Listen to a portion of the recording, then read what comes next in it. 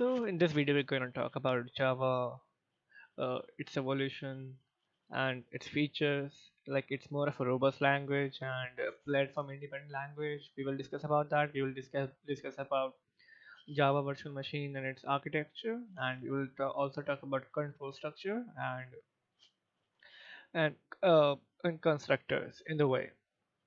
So, what is Java? Java basically mainly was developed by Sun Microsystems, and it's a platform independent language. You get a code in the you compile it. Java Virtual Machine give you a high machine learning high language code, and you can execute it on any machine.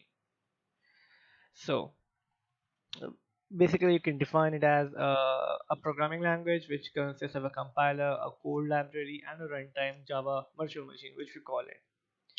So, a Java virtual machine software developers to write a programming in other languages than the Java programming language, which still runs on a Java virtual machine. So basically, we call it as a Java is a platform independent language, and with which has some code libraries which are known as which are only classes for it. So let's moving on to like talk about some of the features about Java. So talking about the features of Java, Java is a multi-purpose language, and it's more robust language, and also it's a platform independent language. It also allows us to perform OOPS related functions like objects and classes outside the package, but partially. And it is more secure language, and uh, it has good exception handling mechanism, and it's simple, small, and familiar. I mean, we are all familiar with C++, so we have it's a bit of simpler language than C++, and when it's modeled on C and C++. In Java, you don't have operator overloading, as I talked about. It is partially so where it lags. We cannot do operator overloading. We don't have template classes. We don't have multiple inheritance of classes, and we don't have global variables and pointers. Let's talk about some of Java's support. We might have seen Java being used in almost all of your mobile devices, apps, and other software. Even in 1990s, your mobile was made on Java only. So let's talk about some in detail about Java's feature. So as you know, like Java is a program independent language, right? So Java program uses a Java virtual machine as abstraction and do not access the operating system directly. So this makes Java like perform programs highly portable. Like you can compile a program on one Java virtual machine on one system, and you can execute it on any platform, whether it's on Windows or Linux. This gives us flexibility for the even for the developers to work on the to work on the same language in different environments. Next, let's like talking about the it's a strongly typed language. So Java is a strongly typed, and the types of used variables must be predefined, and conversion to other objects is relatively strict and must be done in most cases by the programmer itself. So talking about some of the statements in Java, like we can talk about system.out.println. So expanding it, what we get, there's a system, there's a out, there's a println written, and there's some key, and there might be some string or anything like hello world or something. So what does this mean? Like the system hello world, system out println hello world. System is a class which is a built-in library, which is built-in class in Java programming language, and we have to import some headers like java.lang star. Java is a super package, and we are using .lang as a sub package in Java.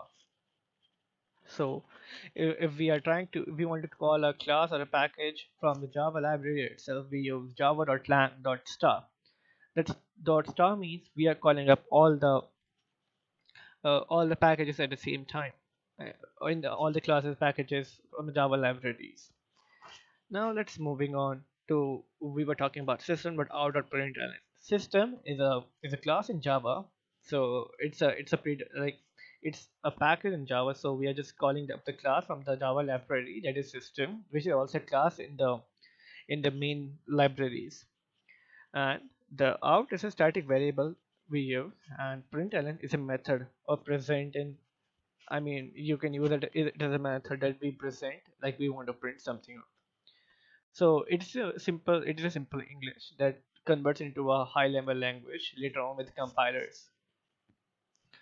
Now, talking about JVM and JDKs.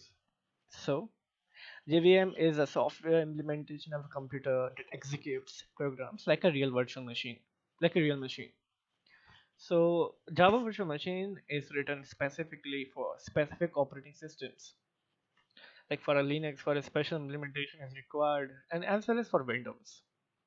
We have to configure it differently in both the operating systems. Java programs are compiled by the Java compiler into bytecode, and the Java virtual machine interprets the bytecode and executes the Java program.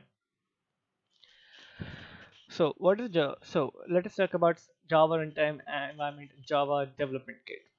Java distribution typically comes in two flavors: the Java runtime environment and Java development kit. The JRE consists of JVM and the Java class libraries, and those contain the necessary functionality to start a Java programs. JDK additionally contains the development tools necessary to create Java programs.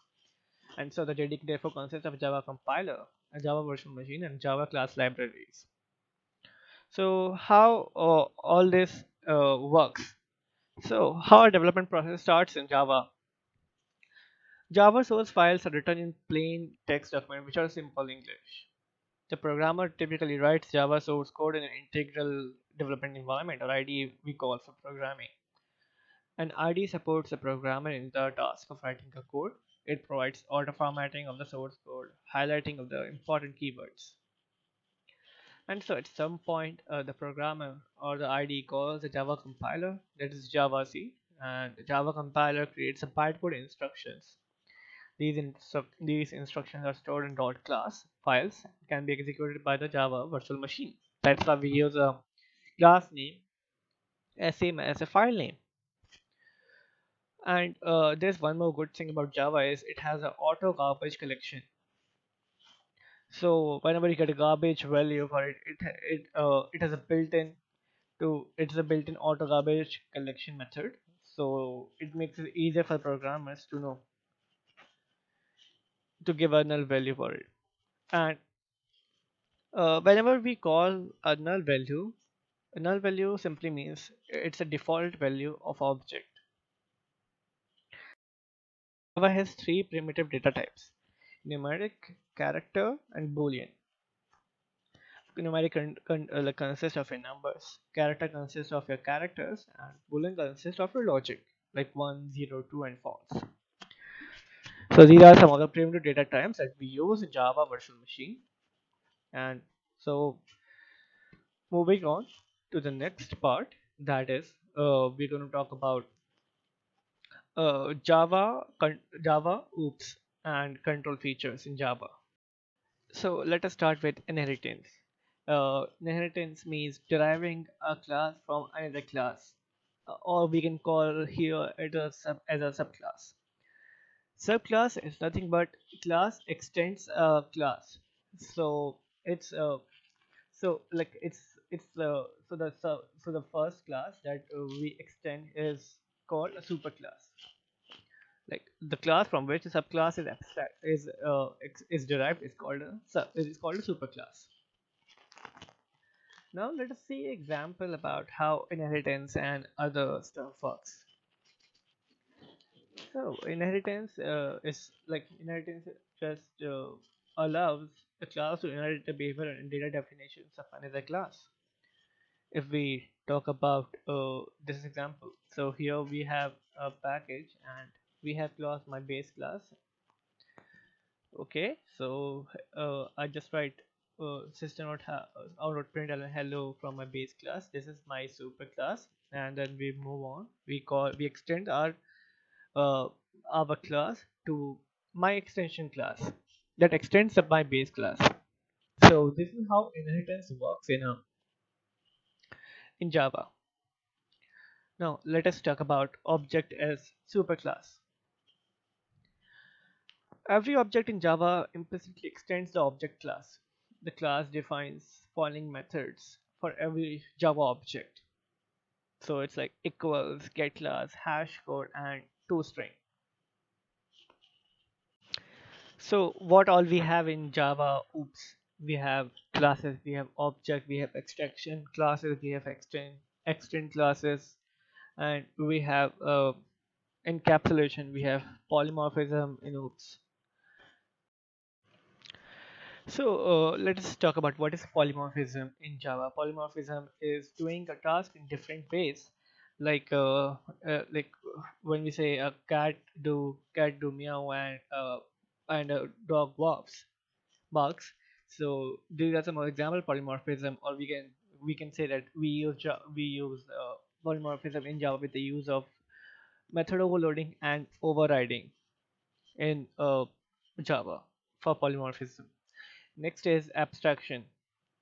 Abstraction is hiding internal details and showing functionality is known as abstraction. For example, phone calls. We don't know the internal processing. In Java, we use abstract classes and interfere to achieve the abstraction. Now let us talk about encapsulation.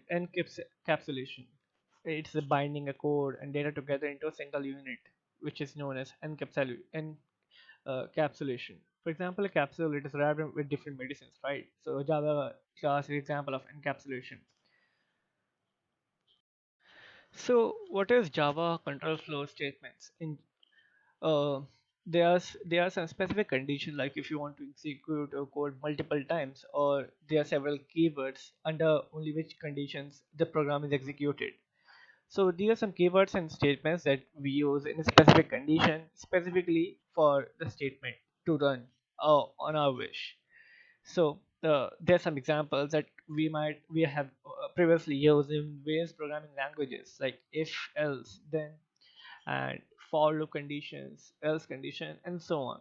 These are some of the flow condition control flow statements in Java. Let us talk something about more through coding in Java with if else statements. The if statement has the following general form: if expression statement. So the if keyword is used to check if an expression is true, and if it is true, then it will execute this statement. So it is like if then statement. If this is true, then it will execute this statement. So the next thing is Java else keyword. Okay, so we know when the condition is true, we will get this thing. What if the condition is not true? That condition is false. So we use Java else keyword for that. Java else keyword is to create a simple branch after the if statement, so that if the condition, so that if keyword evaluates to false, the statement following else is keyword is automatically executed. So it's a condition. Whether if it's true, then execute this condition, and if it's false, then it execute this condition. So let us have a quick look at what are while statements and what are for loop statements. Let's talk about while statement. Here we have an example. We have an example that public class while statement, public static void main string. We have a integer. We have a declared integer I as 0. We have a declared sum as 0. And while I is less than 10, while is a condition. It's simple English. Like while, when do we use while this is happening till this, it will execute this. So while I is less than 10, it will keep on printing the sum of the it will keep on printing sum of the first uh it will keep on printing the sum of numbers till 10. So these are some of the while statement that we execute till the condition satisfies. After the condition of after 10, I mean, uh, it will execute from 0 to 9. But when the value of I reaches 10, it tells the compiler that okay, we have a simple statement here. We can't go beyond 9 here because that's not the statement here. Yeah, we have been given only I is less than 10. Let's talk about other statements like other other control features like for statement. Okay, so with example here we have a for statement for int I equal to 0 and I is less than 10 and I plus plus. So here we can see that we are giving some conditions like when int I is equal to 0, that is one statement, I is less than 10, that is another statement, and I plus plus is another statement. So if we have all these conditions like int I is 0 till less than 10, then it will keep on printing I. That means all the n all the numbers from 0 to 9 it will print. Okay, so this was the for statement in control feature.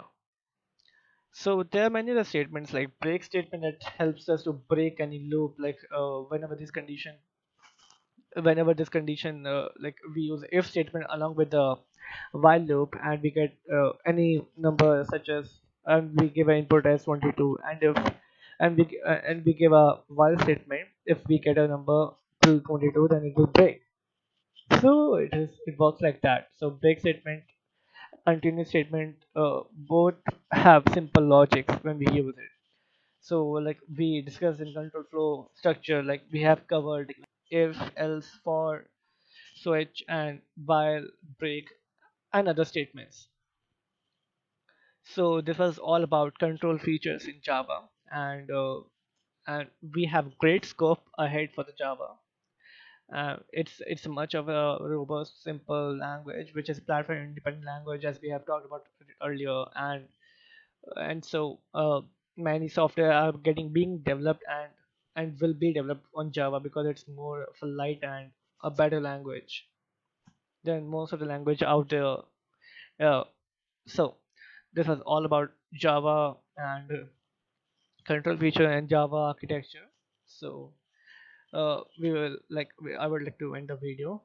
Um, so this was all about it, about the Java and all. Thank you.